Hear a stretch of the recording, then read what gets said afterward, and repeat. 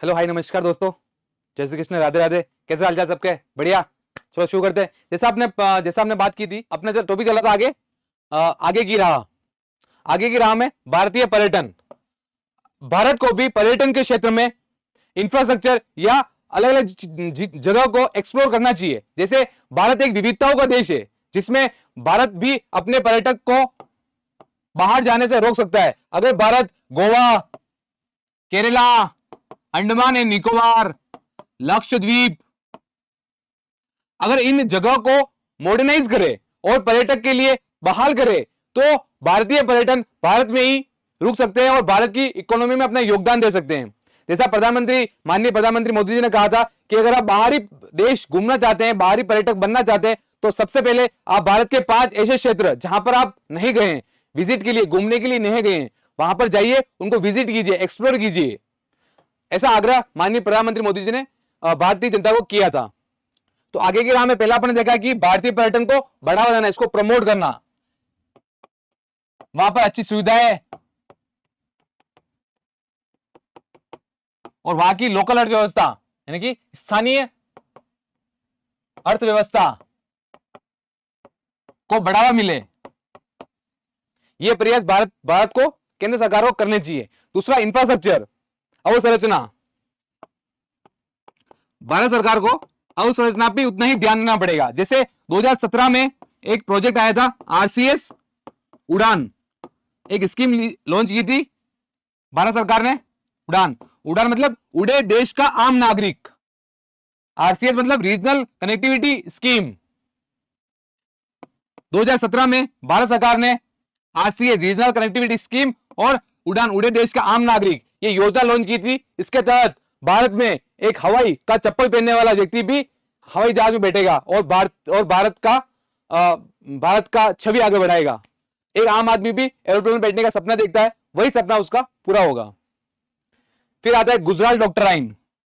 Gujral doctrine क्या कहता है कि भारत के क्षेत्रीय संबंध को मजबूत करना, यानी भारत के जो पड़ोसी देश है, नेपाल, बांग्लादेश, मालदीव, श्रीलंका, इनके साथ भारत के क्षेत्रीय संबंधों की मजबूती, यही गुजराल डॉक्ट्राइन का बेसिक प्रिंसिपल है। फिर आता है काउंटर चाइना। अगर भारत को चाइना को काउंटर करना है, तो उसके लिए क्वाड एक इंटरनेशनल ऑर्गेनाइजेशन है, अंतरराष्ट्रीय संगठन है, जिसका निर्माण, जिसकी स्थापना 2017 में हुई थी। क्वाड के अंदर 4 देश आते हैं, ऑब्वियस सी बात भारत आएगा। भारत, अमेरिका, ऑस्ट्रेलिया, जापान, ये 4 देश आते हैं। अगर भारत को चाइना को काउंटर करना है, तो इन देशों की मदद से या इस प्लेटफॉर्म की मदद से चाइना को अलग थलग करना होगा अपनी पड़ोसी देशों की नीतियों में से। फिर बात आती है अगला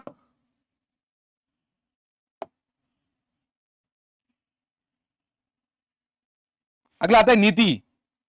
भारत सरकार नीति में क्या परिवर्तन करे जिससे भारत और मालदीव के संबंध सुधरे। तो भारत की एक नीति चलती है, पहले पड़ोस नीति।